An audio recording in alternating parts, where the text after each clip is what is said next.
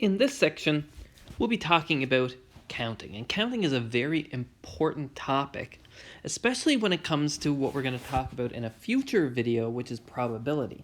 In probability, counting how many times an event occurs is going to be very important to us. So we're going to deal with a nice structured way of counting events. And we're going to learn a few principles along the way. So the type of problem we'll deal with in this counting section, this one's going to come more towards the end. But how many different ways can you arrange these letters? W-I-N-N-I-P-E-G. So maybe pause the video now and just think about it. Don't try and list them, but just think, estimate how many different ways you think you can rearrange these letters to get something new.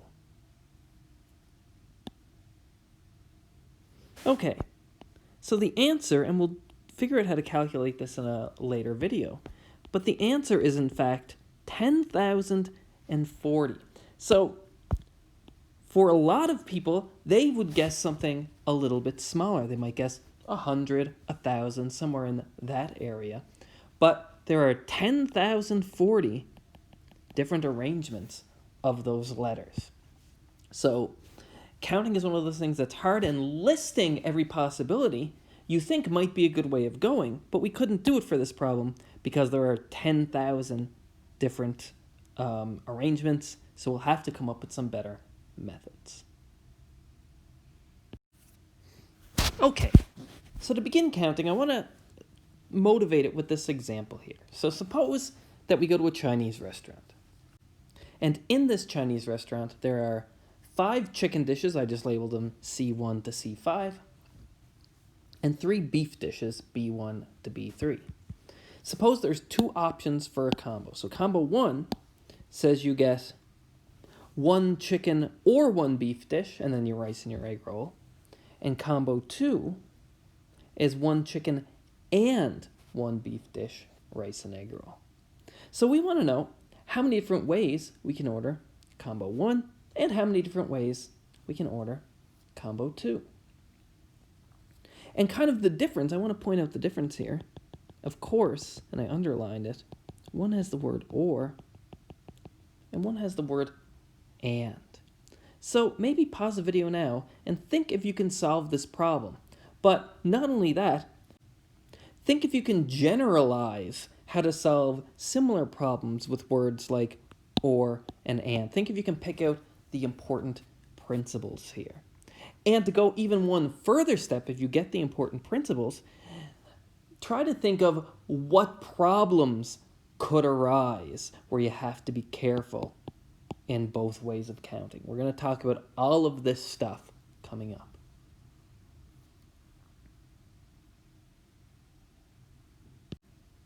Okay, let me scroll down a little bit to get us some more room. Remember, we had 5 chicken dishes and 3 beef dishes. Well, let's do combo 1 first. In fact, we can just list these, right?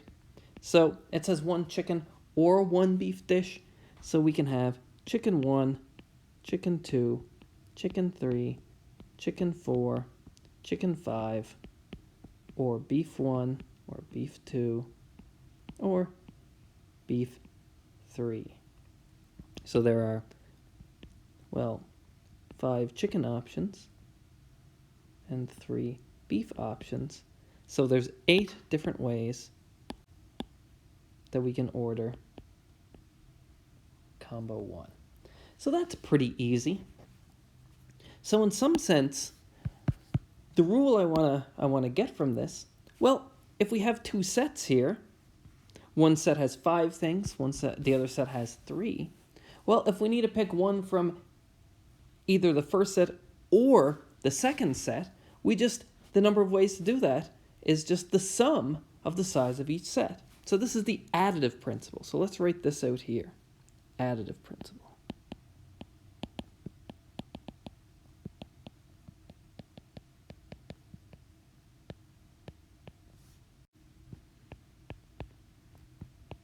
The number of ways of choosing an element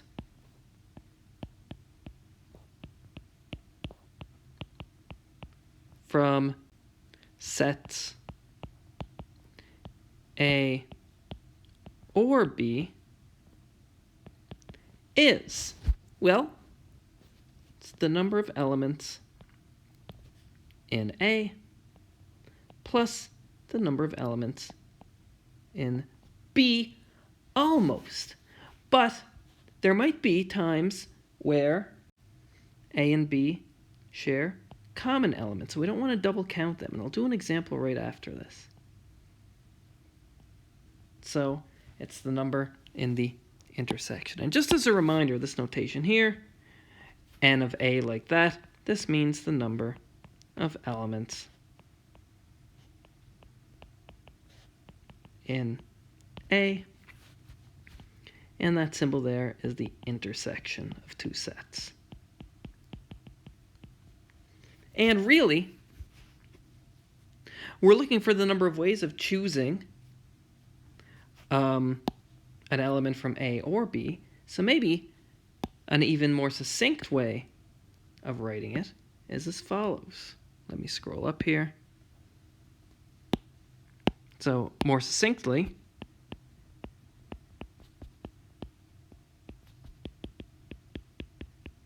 well, what's the number of ways of choosing an element from sets A or B? So if here is set A and here is set B, then the set A or B, well, that's just the union of both A and B. So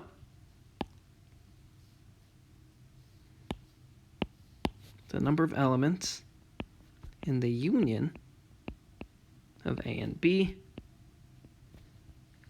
is the number of elements in A plus the number of elements in B, but sometimes they'll share common elements, so you don't want to double count, so you're going to subtract ones in the intersection. And remember, there's our union in red, our intersection will do in green. That's what both sets have in common.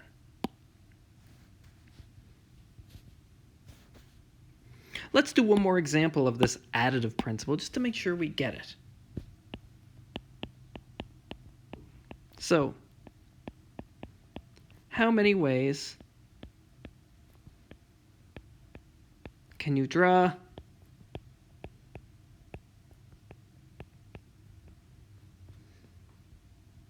a heart or a face card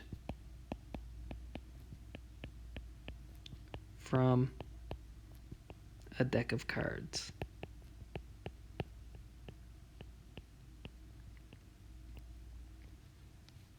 So how many different hearts or face cards are in a deck? Well, as a reminder, there are 4 suits in cards. So you have your clubs. I'm going to draw these really poorly, but that's okay. You have your clubs. You have your spades. You have your diamonds. And you have your hearts. They're all 4 suits. And in each suit, you have an ace, 2, 3, 4, 5, 6, 7, 8, 9, a jack, a queen, and a king. So that's a standard deck of cards. And for each suit, you have each of those. So, let's be careful with this one. Let's use some good notation. So I'm going to call H is going to be the set of all hearts in the deck. So what's that? That's, of course, the ace of hearts, the 2 of hearts, 3 of hearts, 4 of hearts, 5, 6, 7, 8, 9, 10. I forgot the 10. I forgot there was a 10 here. My mistake. How silly of me. There is a 10 in a deck of cards. But the ace, 2, 3, 4, 5, 6, 7, 8, 9, 10, jack, all the way to the queen of hearts and the king of hearts. So, there's all the hearts in the deck. And all the face cards we'll call F. So this will be the face cards in the deck. And face cards are cards with a face on it. So the jack, queen, and king of each suit.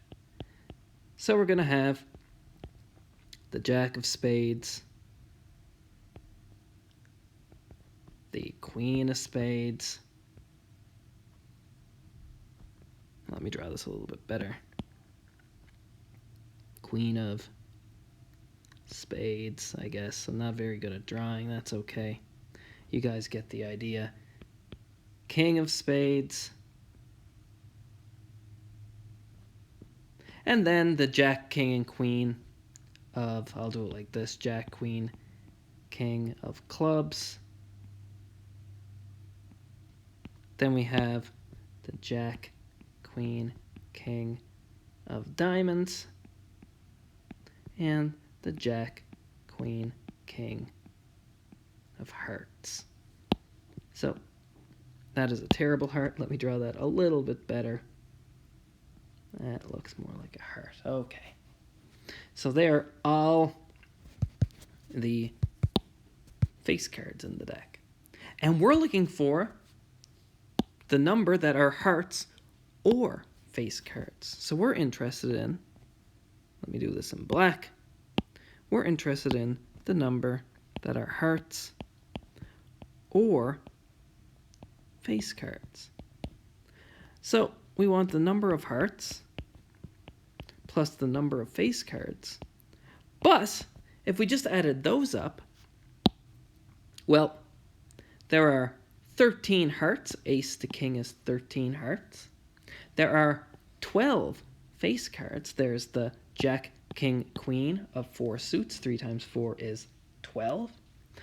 But the key is I counted the jack, king, and queen of hearts twice. I counted them in, let me put this in here too, the jack of hearts.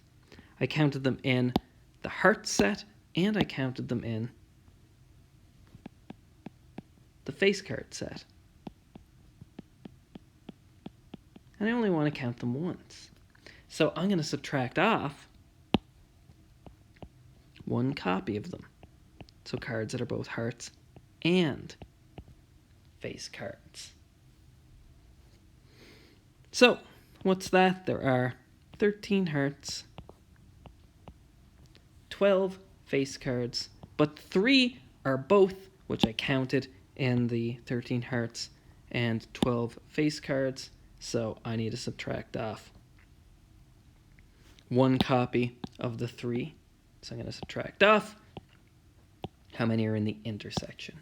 And that is 22 hearts or face cards in total. One more note I want to make here.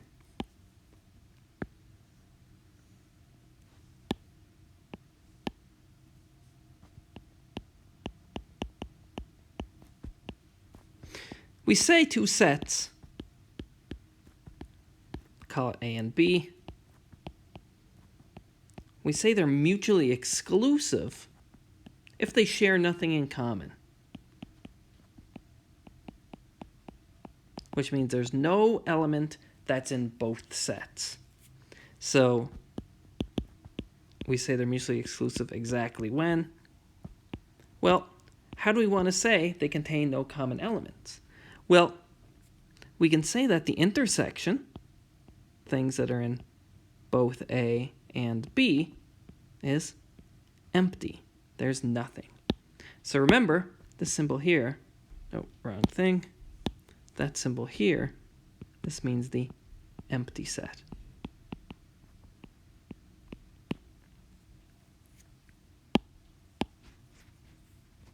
And if A and B are mutually exclusive,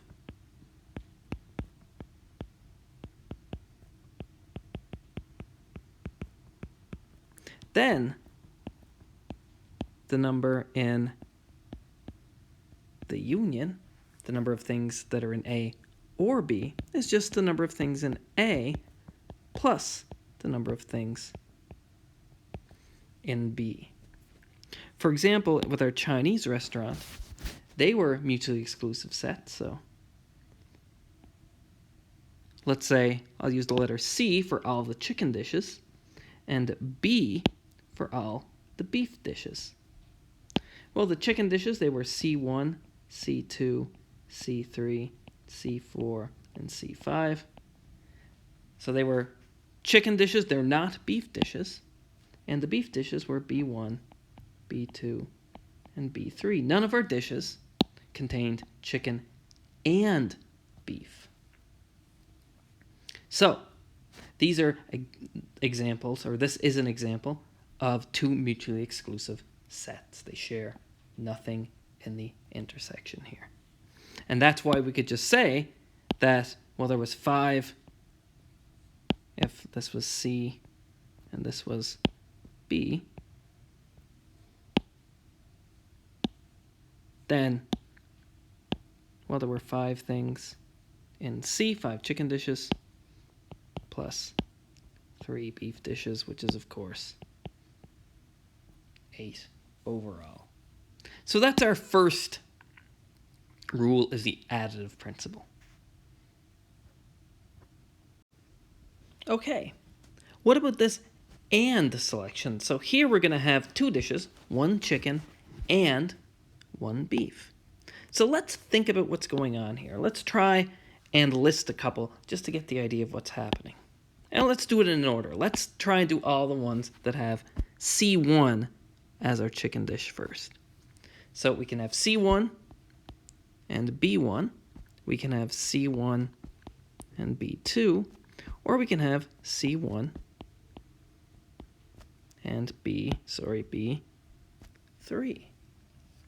So there are all the possibilities for if we have C1 as our chicken dish, as our first dish. What if we had C2? Well, it's going to be the same idea. We can have C2 and B1, C2 and B2, C2 and B3, or we can have C3 and B1, C3 and B2, C3 and B3.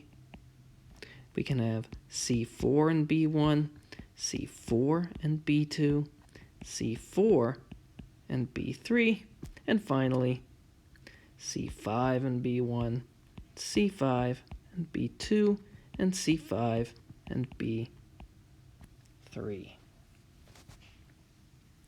And hopefully you can kind of see what's going on here. We have 1, 2, 3, 4, 5 different choices for our chicken dish. So we have kind of each column here represents a different chicken dish. There's 5 columns. And each row here represents a different beef dish.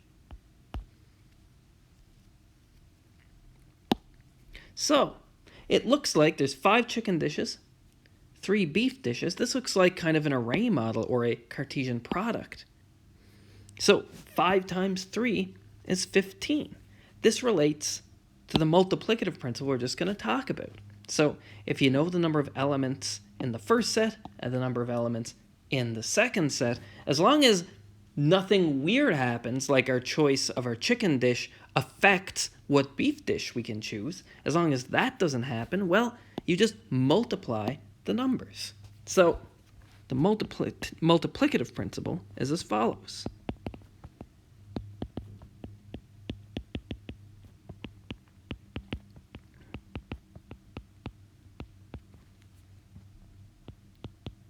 The number of ways of choosing one element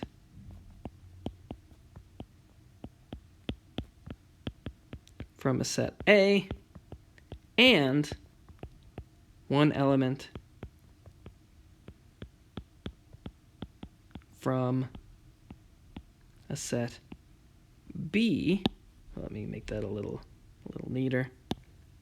From a set B is, well, it's the number of elements in A times the number of elements in B. And if you remember from your previous classes, the number of ways of choosing one element from A and one element from B, well, choosing one element from A and one element from B, all of those ways together, that's the Cartesian product. So this is kind of the definition of the Cartesian product. You pick one thing from the first set and one thing from the second set. So this is A cross B. So really, more succinctly, we can write it like this: that the number of elements in the Cartesian product is the number of elements in your first set times the number of elements in your second set. And you can see here above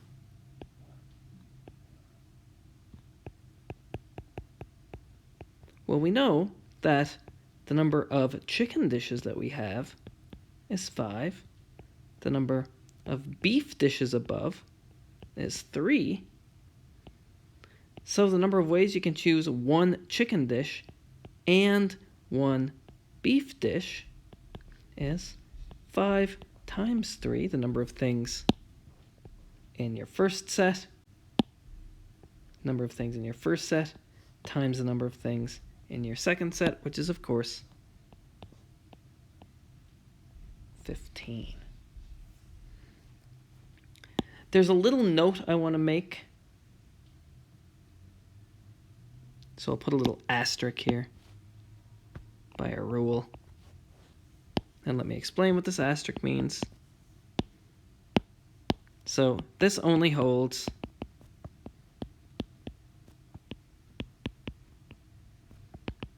if your choice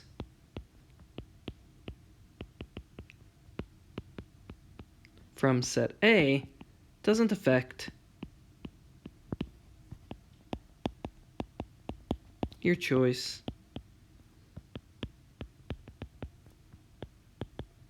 from set B. So the way we say it more mathematically is A and B are independent. Choosing one doesn't affect my choice in the other. So if I choose, say, C2, I'm still free to choose B1, B2, B3 here. The number of things doesn't change. And we'll talk about this a little bit more when we talk about probability. But that is the multiplicative principle. And let's do one more quick example here.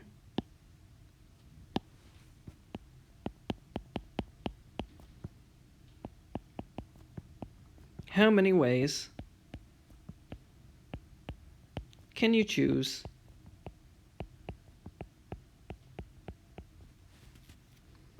a heart from a deck,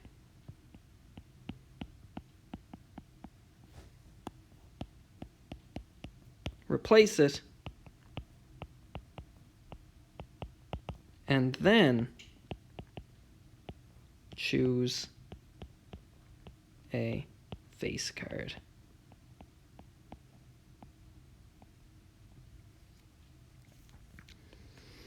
All right.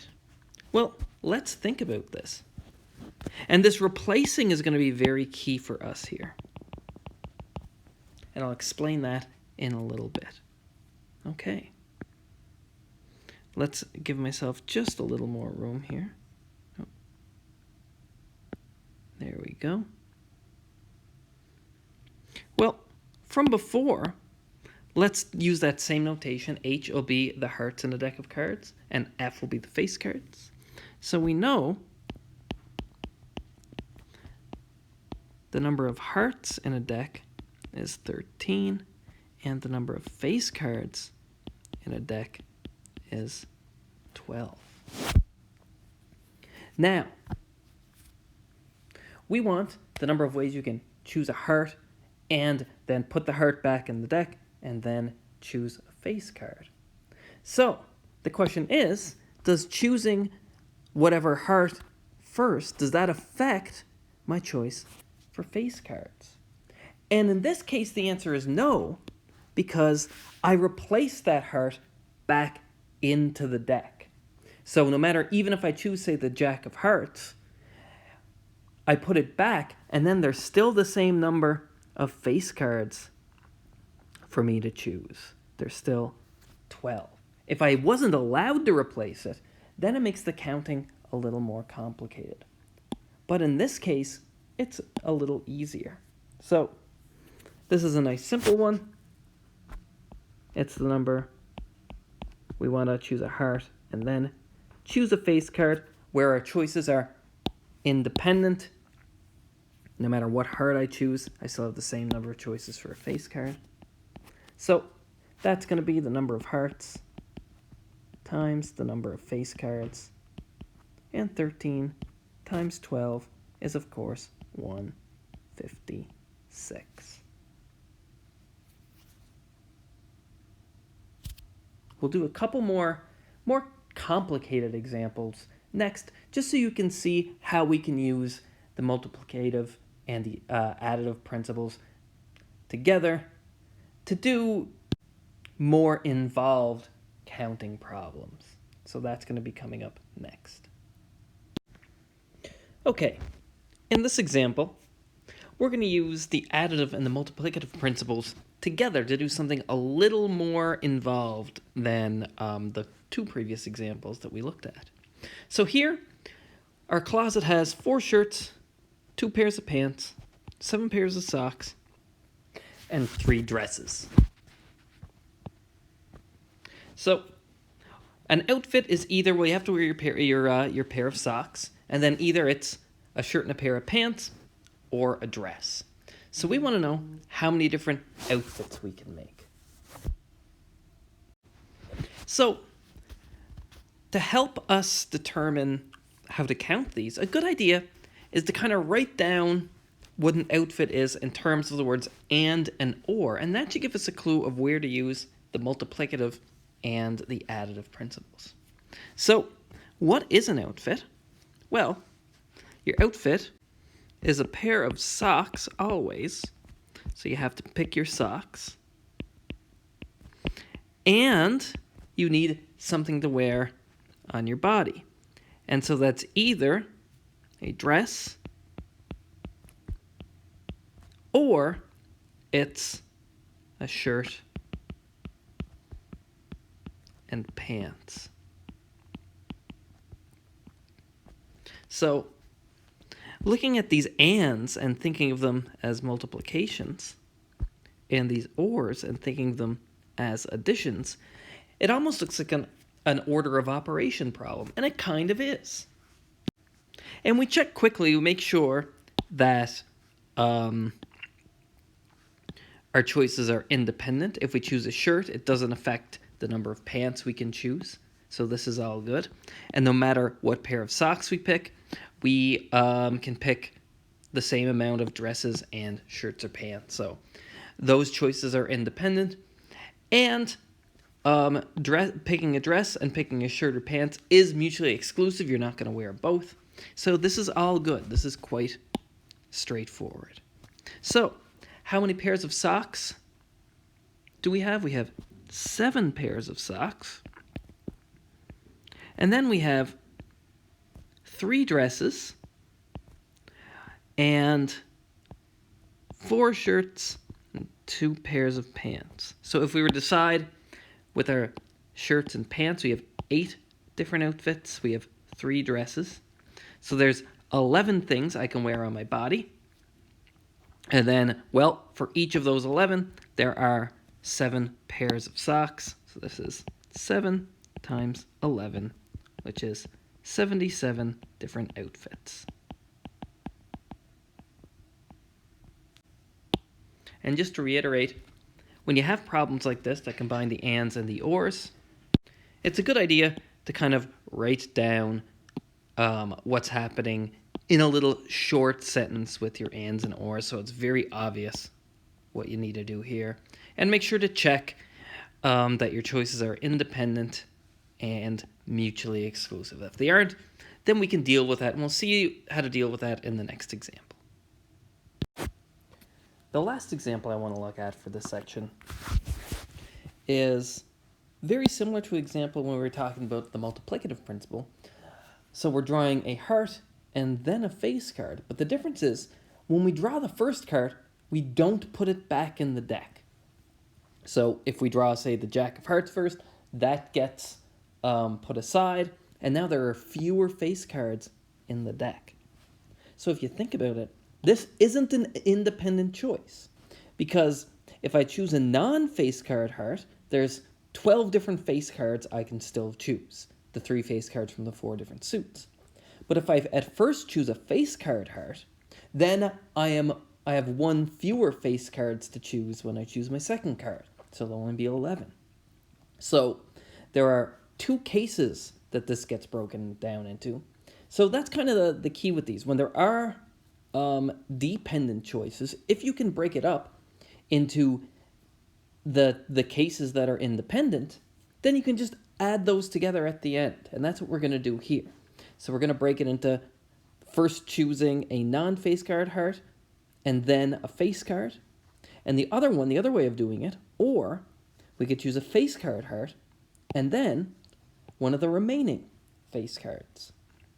So how many non-face card hearts are there? Well, there's the ace, 2, 3, 4, 5, 6, 7, 8, 9, and 10. So there are 10 non-face card hearts. And then there are 12 face cards, the Jack, King, and Queen of each suit. The Jack, King, and Queen of Hearts still remain in the deck because I did not choose that in my first card. So in the first case, there's 120 ways of drawing a heart and then a face card if the heart is a non-face card heart first. And secondly, well, here we have to choose a face card heart first and then one of the remaining face cards. So if we choose a face card heart first, and there's 3 of those, the Jack of Hearts, the Queen of Hearts, and the King of Hearts, then there's only 11 face cards left in the deck.